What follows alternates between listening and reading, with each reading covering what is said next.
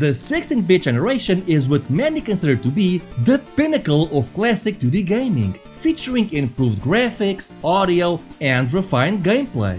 But with so many incredible titles released during this period, it's pretty easy for a few games to fall through the cracks and turn into hidden gems. So today, I thought it would be fun to take a look at several incredible 16-bit games that usually do not get talked about. Oh, and also, for this video, I'll be considering the PC Engine, Game Boy Advance, and MS-DOS as 16-bit systems. Basically, the rule is simple. If it looks 16-bit, I'll consider it 16-bit.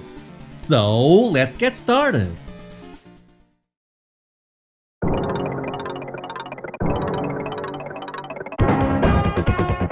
Phantom 2040 is a game based on an awesome TV show of the same name that apparently nobody but me ever watched. The game takes place in a futuristic cyberpunk setting and plays like a Metroidvania.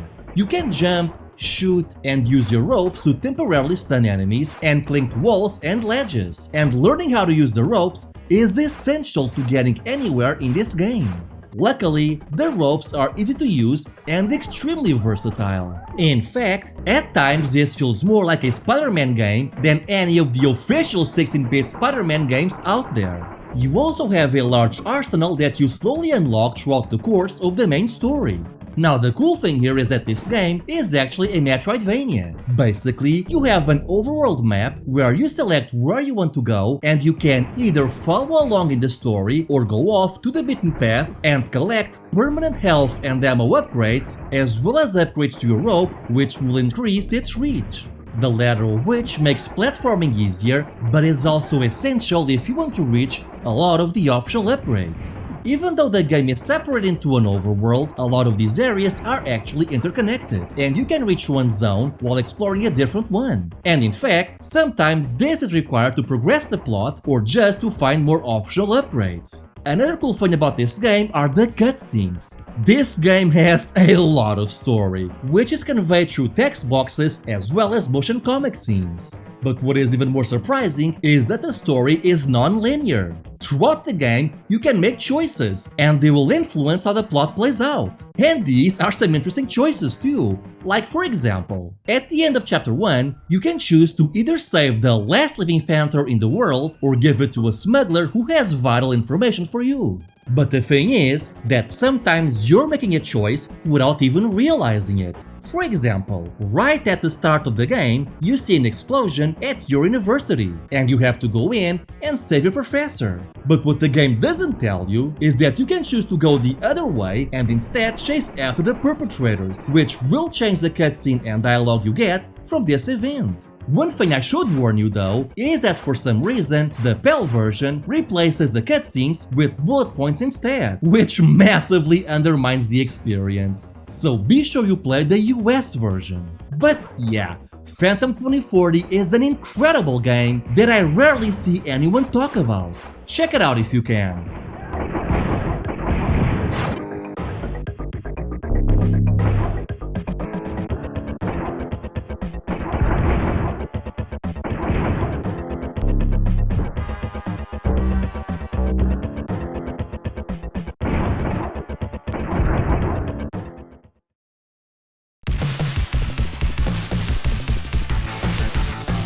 Phantom 2040 would also come out for the Sega Genesis or Mega Drive, and it's pretty much the same game as the Super Nintendo version. But it also has a surprising amount of minor and not so minor differences. For one thing, the soundtrack is almost completely different. The Super Nintendo tends to go for a rock soundtrack, while the Sega version goes for a more techno soundtrack.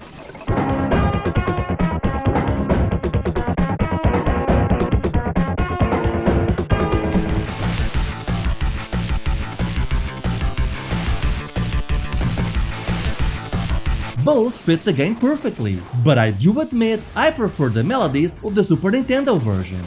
The Sega version also has a more garish color palette, which can either be a good or bad thing depending on your taste. But oddly enough, the Sega version tends to have more graphical effects, like here, where you see parallax scrolling in the clouds, but the same clouds are stationary in the Super Nintendo version. Or in this airship battle, where the Akira-like city has flashing lights, but those very same lights are missing in the Nintendo version. Even the enemy placement, number of lives, and the enemies change between both versions. Heck, in the Sega version you can ride a mech, but this is completely absent from the Super Nintendo. Honestly, I could be here all day. From what I read online, people tend to prefer the Sega version. But really, you'll get a great game regardless of which version you play. Also, yes, the PAL version is also missing the cutscenes, which is why I had to import a US copy for myself. If you can, I highly recommend you check out Phantom 2040, regardless of whether it's the Nintendo or Sega version.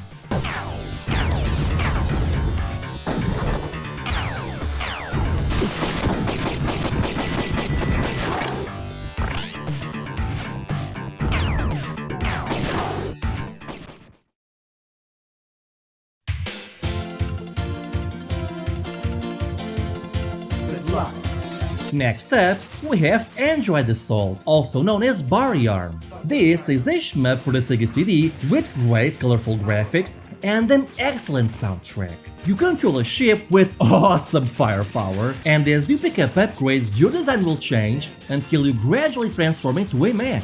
As a mech, you have more firepower, but you're also a bigger target, and in some cases, you become so big that it's actually difficult to get an angle to take down your foes. Luckily, if you do get hit, you don't actually die, you just go back to your previous setting. There's also a pretty decent variety of enemies and weapon pickups, and you can change your movement speed setting with a single button like in the Thunder Force games. Additionally, if you stop shooting, you will automatically start charging until you release a more powerful attack. I think that this is an absolute gem of a shmup that is rarely discussed, and if I had to raise one issue with this game, is that some of the bosses can feel a little spongy for my taste, but that's a pretty minor issue, so I say check this one out.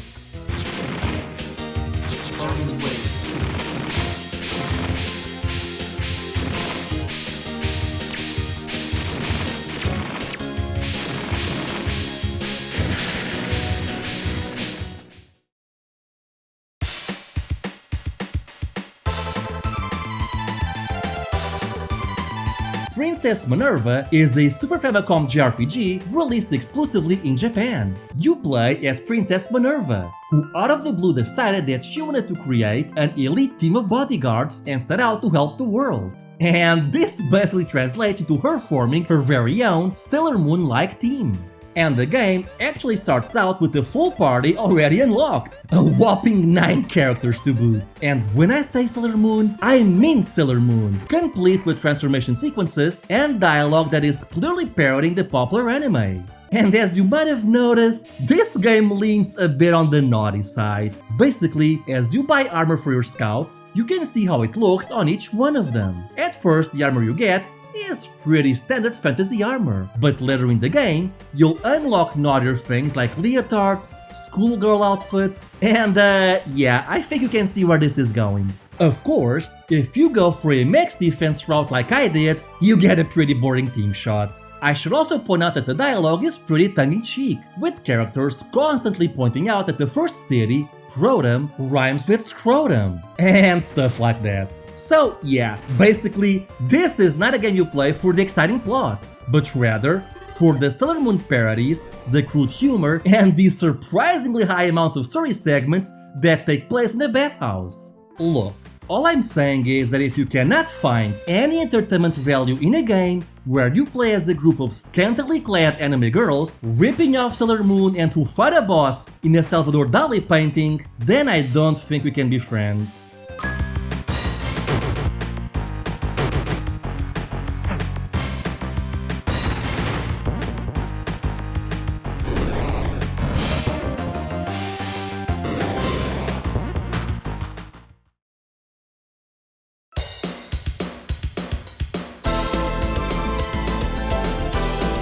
But if you want the real Princess Minerva experience, then you want the PC Engine CD version.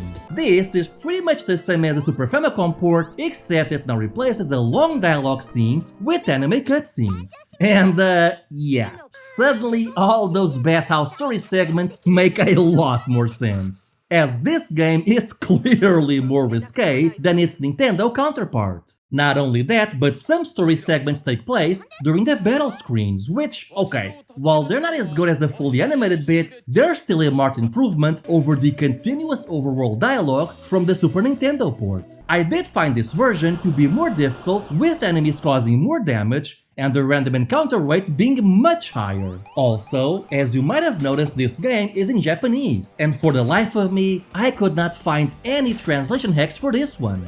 The good news is that the story is so close to its Super Nintendo counterpart that I was able to defeat the first boss without having to consult a guide. For now, I think the Super Nintendo version is good enough on its own.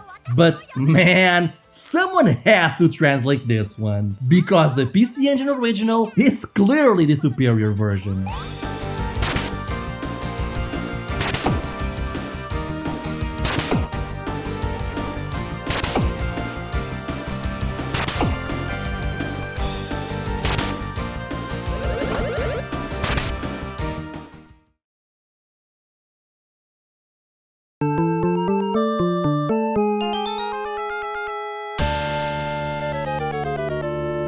From one magical girl to another, this is The Legend of Kyrandia 2: The Hand of Fate, a point-and-click adventure game for MS-DOS computers by Westwood Studios. Yes, that's the same Westwood Studios who would go on to make the Command & Conquer series. People tend to forget that they used to make other genres as well, and during the early to mid-90s, their pixel art was amongst the best in the industry, and this game is part of the Kyrandia trilogy. But I always felt the first Kyrandia game was good, but nothing spectacular, while the third one was riddled with obtuse puzzles. The second one though was just perfect, as the formula veered more into the LucasArts style of gameplay, meaning the difficulty is much more forgiving, the puzzles are easier, and there's a bigger focus on humor. You play as Xanthia, a sorceress who was one of your advisors in the first game, and you have to stop a magical curse that is causing Kyrandia to disappear. You do this by talking to people, collecting clues, as well as ingredients for your cauldron which you can turn into magical potions. And if you make a mistake during your potion brewing, you can just do this.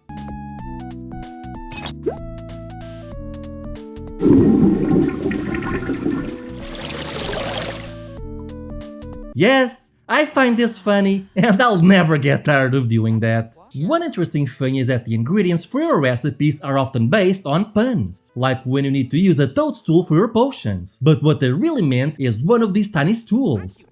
Get it? A literal toadstool. The game also has a bunch of running gags, like Xanthia's outfits constantly being ruined as you progress through the plot, so she constantly has to change them. What I find it interesting though, is that this means developers had to produce over half a dozen different animation sets for each and every outfit. That is some serious commitment. Overall, I really love this game, and I often credit Legend of Kyrandia 2 as one of the games that taught me the English language.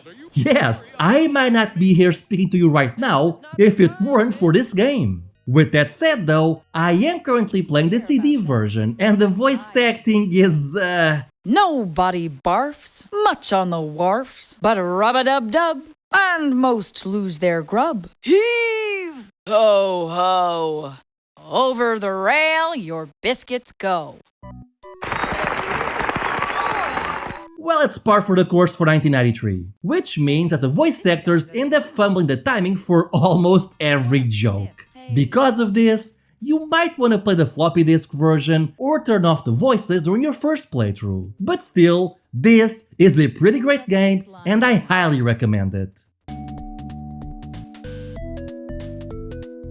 I might need this.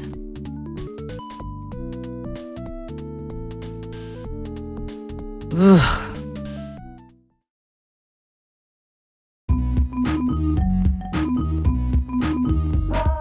New Super Mario Land is a modern game for the Super Nintendo released in 2019. This is a remake of the original Game Boy Mario Land for the Super Nintendo, though the graphical style was upgraded to mimic the new Super Mario Bros. Games on the Wii, Wii U, and Switch. Graphically, this version is incredible! Usually I'm a Sega guy through and through, but on a technical level, this looks incredible, and I'm pretty sure that neither the Mega Drive or the PC Engine could replicate this.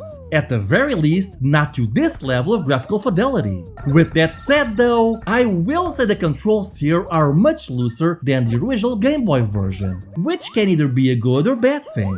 And the game is also much more forgiving. And that's saying a lot, because the original game was already fairly easy.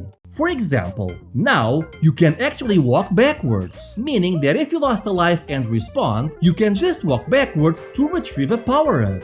You also have a wall jump maneuver, which, while not terribly useful, does make some platforming segments a bit easier. I will say though that I find Mario's constant screams of joy a little grating after a while, and there's some songs where I honestly preferred the Game Boy original over the Super Nintendo remixes. But regardless, check this version out. It's free and it's a really impressive showpiece for the Super Nintendo hardware.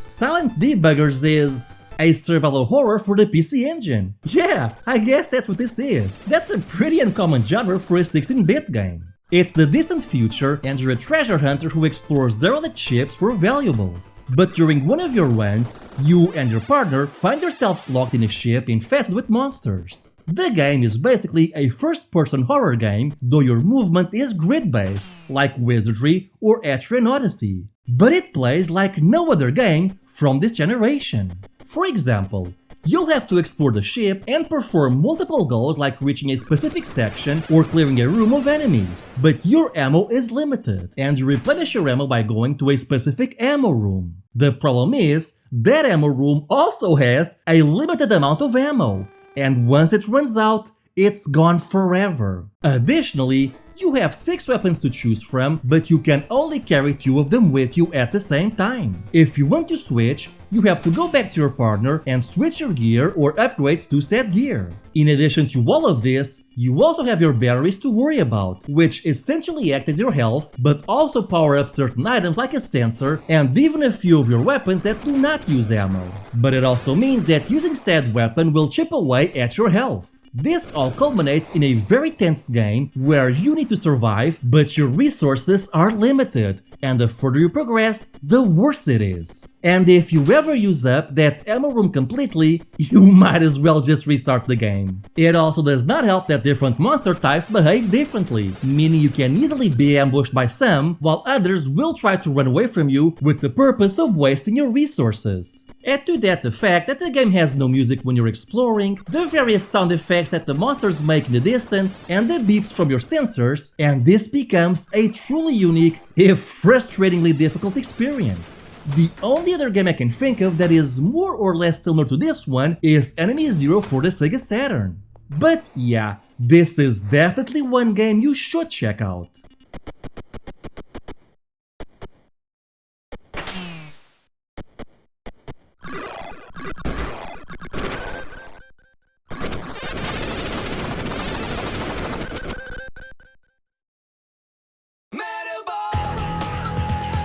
Medabots AX is an arena fighting game for the Game Boy Advance based on the Medabots anime, and this game is honestly better than it has any right to be. I mean, for one thing, it was developed by Natsume, so you know it has to be good. The concept is simple. You fight 2-on-2 battles in various arenas, and your objective is to take out the team leader. You do this by building your Medabot and selecting which parts you want to choose for the head, right arm, left arm, and legs, and you can pick and choose from a variety of parts. After that, you do the same for your partner bot. As you play the game and defeat foes, you'll unlock new parts for your bots, as well as new medals which essentially act as character types. So for example, a Kabuto medal is good for long range attacks, and the Mermaid medal is good for healing. Not only that, but your characters or medals can level up, thereby increasing their stats. Additionally, every weapon and part on your robot has a small cooldown period. Not enough that you have to wait long, but enough that you need to think tactically on how to use each one. And man, these battles can get really chaotic. And when all is said and done, it's really cool building your ideal robot team or changing them depending on your needs and collecting new parts. Now, this game came out during the Pokemon craze, so it also did that thing where there's basically two versions of the same title with some very minor differences. Basically, the Metabee version has you play as the anime's titular long-range robot, and the Rokusho version has you start out with a melee character from the series. I'm pretty sure the reason why no one talks about this game is because it's based on a children's anime series, during a time where anime-based games weren't exactly at their best. But honestly, people have been sleeping on this game for long enough. Check it out if you can.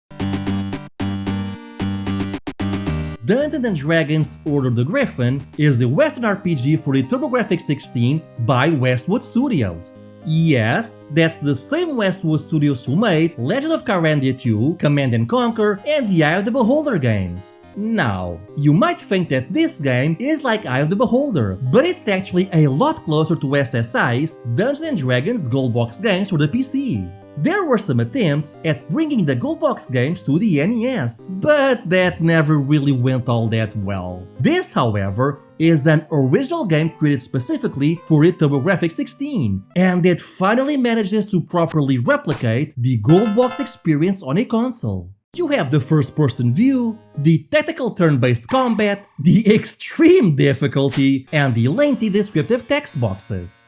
Whenever I read reviews of this game, it always gets middling scores, and I think it's because people kind of missed the point of this game. It really was made for a very specific crowd, and that is the PC gaming RPG crowd. So in a way, the game's biggest fault is that it launched on the wrong system. Because Order of the Griffon is deserving of the same kind of love as Pool of Radiance or the Savage Frontier games. Really, my one complaint with the game is that the battle music stops playing abruptly as soon as someone takes an action. I remember reading somewhere that the composer had some issues figuring out the system's sound chip, and while I like the town music, it's pretty clear the battle theme suffered greatly from it. I should also point out that there is a pseudo sequel to this game by a different developer on the Mega Drive called Warriors of the Eternal Sun, yet another D&D game that did not get the love it deserved. But for now, if you like the Gold Box games or D&D in general, you have to check out Order of the Griffon. It deserves so much more love.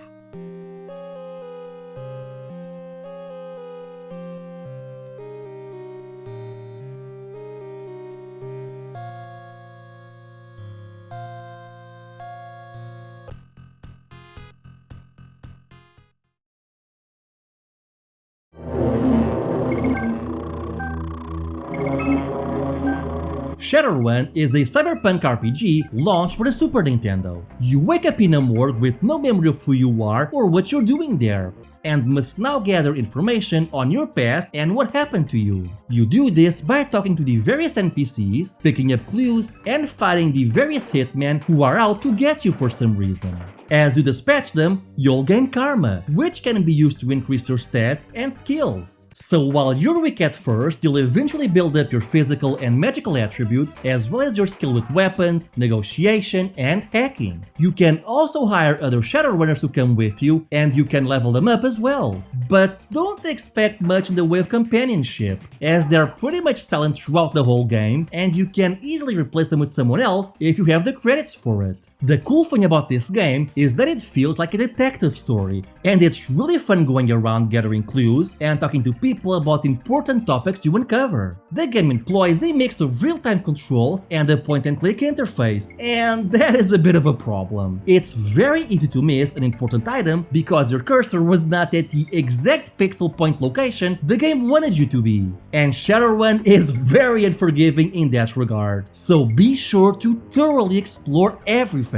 Combat can also be a bit boring as it mostly boils down to you just pointing at an enemy and hitting fire. Though you can choose to run to avoid getting hit if you want, but most times it's not worth the effort if you ask me. Additionally, it's very easy to accumulate a large assortment of topics to ask NPCs, which can drag down the pacing of the game quite a bit. And cyberspace is really disappointing. What this game does well is the mood of being a detective investigating your own past. And in that regard, I don't think there's any other 16-bit game quite like it. I highly recommend you check it out.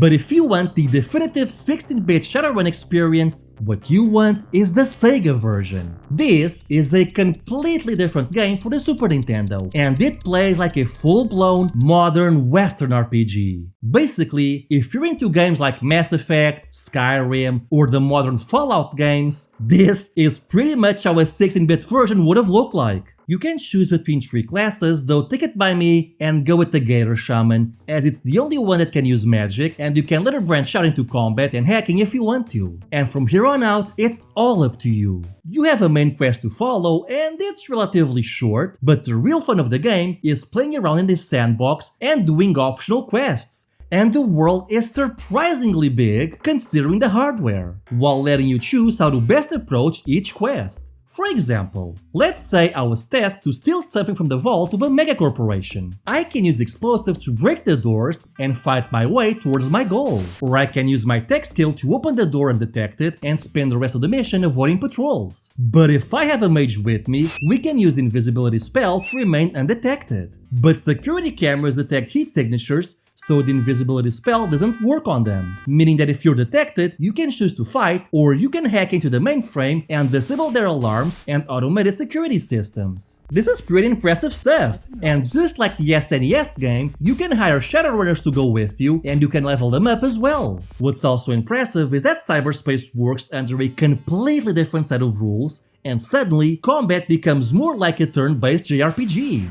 In my opinion, this is by far the best 16-bit Shadowrun game. But it does come with a few caveats, namely how the visuals and audio are clearly below average for the system. I mean, wow, was this really the best they could do? And the game also requires you to read the manual to know what each stat does, not helped by the fact that you're going to spend the first hour or two just doing optional escort missions and being someone's mule over and over again to build up the necessary karma to increase your stats, because otherwise you'll stand no chance of survival in this game. But once things get going, this truly becomes one of the best RPGs of this generation. It's such a shame that it only came out in the US and Canada, which forced me to import my copy. It's got a pretty cool cover too. But regardless, give this one a try and be patient with it. I promise you won't regret it.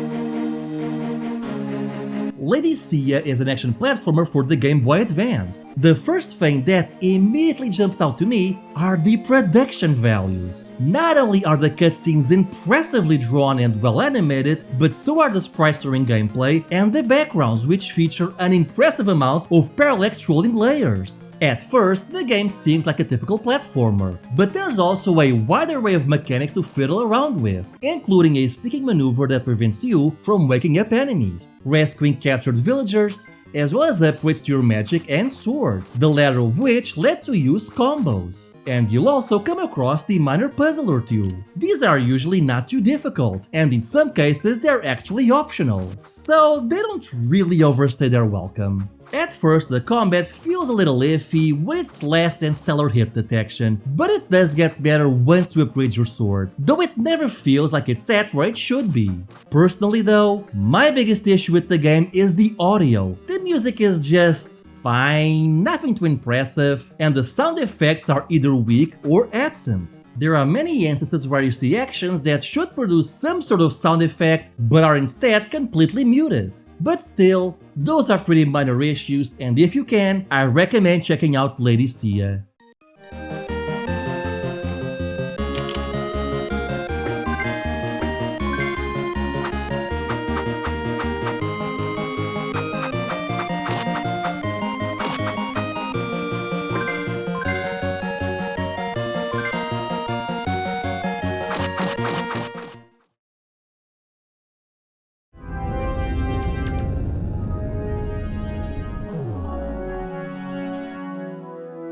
Aw, heck yeah! Star Control 2 is one of my all-time favorite games. This is a space RPG for MS-DOS computers that would receive an enhanced port on the 3DO. But really, there's nothing here that could not be done on 16-bit systems. The story here is that Earth and its allies were conquered by a galactic empire. But while all of this happened, you were away at a remote outpost researching lost alien technology. And now, 20 years later, you return on a ship designed with this new tech and seek to topple the Urk-1 Empire.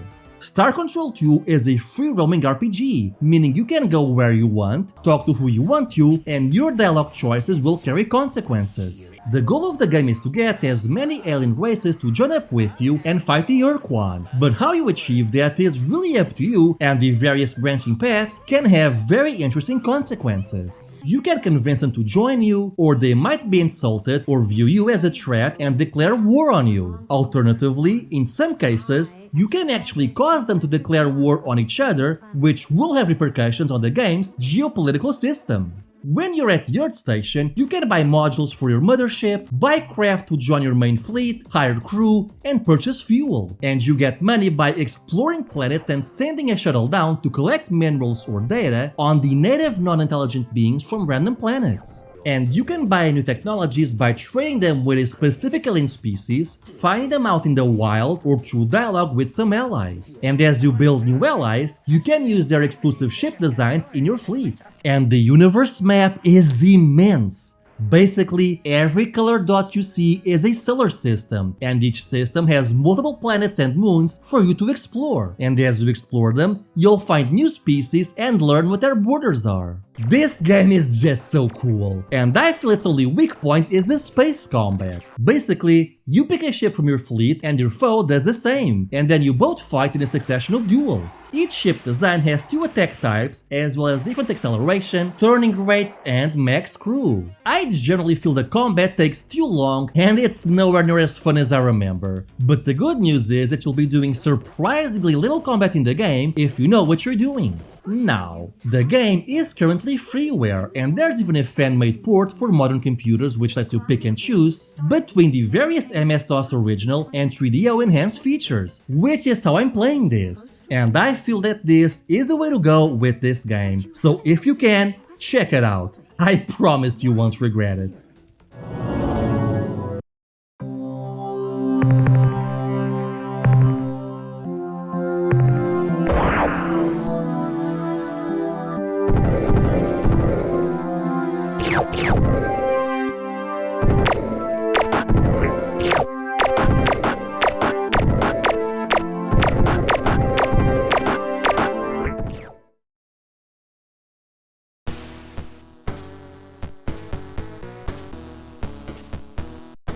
Download is a shmup for the PC Engine with some Akira-like inspired visuals. The game is fast and smooth, with great music and impressive graphics for the system. The story is that you're a hacker, and so some levels take place in cyberspace, while others are played in the real world. And all of this is told to you through some really well-made cutscenes. And the most surprising thing is that this is not a CD game. All these cutscenes are from a HuCard title, meaning there's no voiceover, but it's still impressive that they did this for a shmup of all things. The game only has one life, but you can get hit multiple times without going down. At the start of each level, you can choose what weapons you're going to bring with you, and during the stage you can upgrade them or restore your shields. This game is an absolute must-play, with the enemy designs and positions often requiring you to think a little outside the box to destroy them. And the boss designs are super challenging, but addicting. And you also have various game over screens with some hilarious English dialogue. If you like shmups or the PC Engine, you owe it to yourself to checking this one out.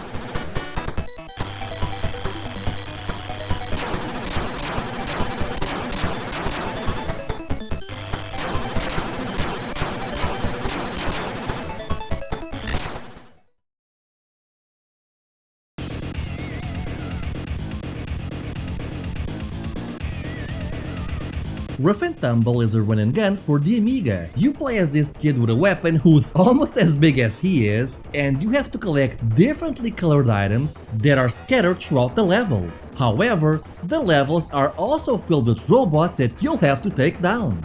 You always have a counter telling you how many of these items are left on the stage that you need to pick up. And if you lose a life, you retain all the items you picked, and any robots defeated will stay down. You'll also find health and ammo upgrades, and you cannot just shoot at random either, as your weapon often needs to recharge. And I gotta say, I quite like a lot of your power-ups, especially the flamethrower. This is very clearly a European game, and the style would be right at home on the Sega Genesis or Mega Drive. And if you've played Euro Amiga games like Czech Rock or the Chaos Engine, then you kind of know what I mean by Euro game design. This is just honestly a really fun game, and the backgrounds, while static, do look nice and colorful, and some of these bosses look really good. I mean, this owl boss looks amazing and shows some real pixel art mastery going on. It's a shame it was never brought over to any console, because this would have played a lot better on a controller instead of an Amiga joystick. But don't let that stop you from checking this one out.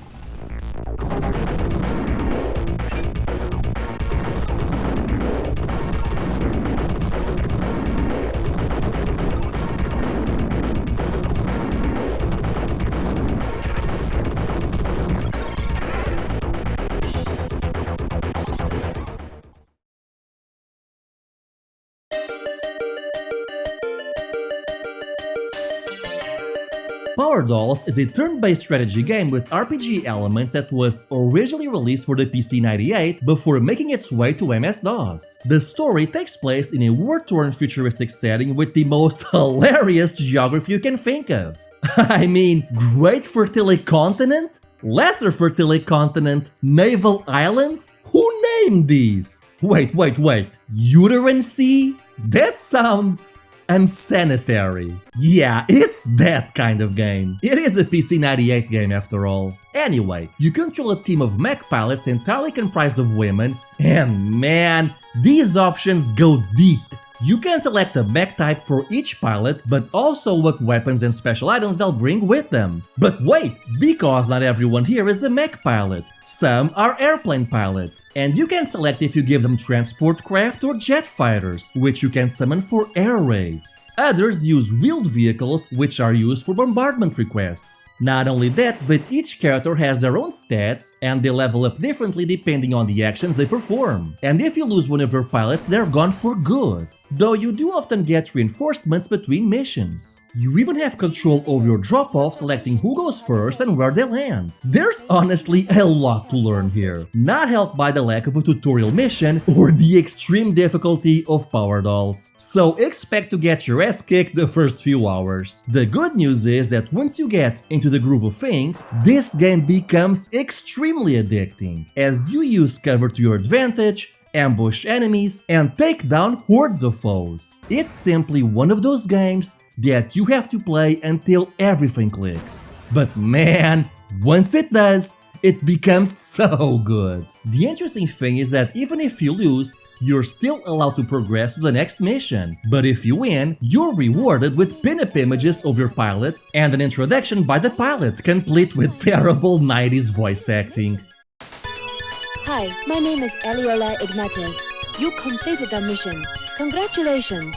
In fact, all of the dialogue in this game is hilarious, with everyone having extremely professional codenames like Dolls, Sugar, and Sugar Bowl. This is Sugar Bowl. We are at landing point. Sugar troops, begin landing. Man, this game is such a jam. I freaking love it, 2-bits. Please, you just have to give it a shot.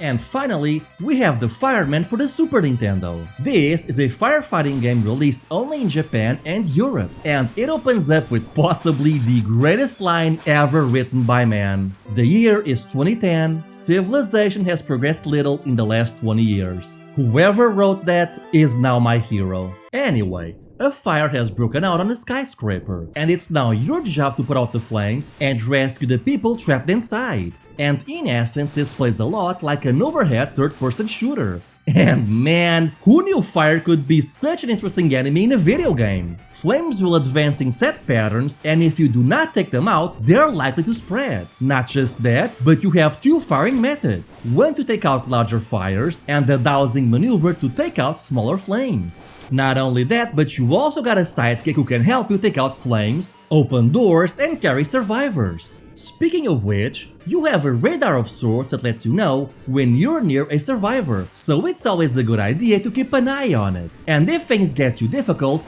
you can throw a grenade that helps clear the immediate area. You even have a mini-map which lets you know where you are on that floor and where you've been to. Man, this game is really forward-thinking for the hardware and the time it came out. Now, occasionally, you do have to fight against robots who've gone haywire because of the flames, and I honestly feel that this was a little unnecessary, as I find the concept of firefighting much more interesting. But also, some of these robots are huge and require a lot of firepower or, water power to take down. Huh? I guess maybe we did evolve a bit over the last 20 years. And yeah, it's kinda funny how bosses are stuff like balls of fire that act as though they were sentient. Regardless, man, this is such a great game and a neat little concept that really hasn't been replicated since. I mean, I guess you got Burning Rangers on the Saturn, but that's more of a platformer. Really though, if you can, check this game out.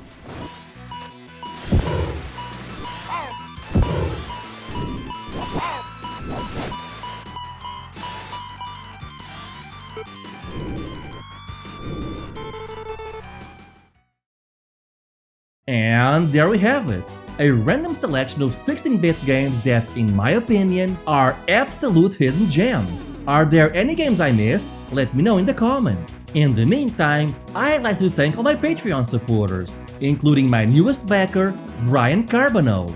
Thank you for helping make the channel better. Anyway, I hope you have a great day. Bye!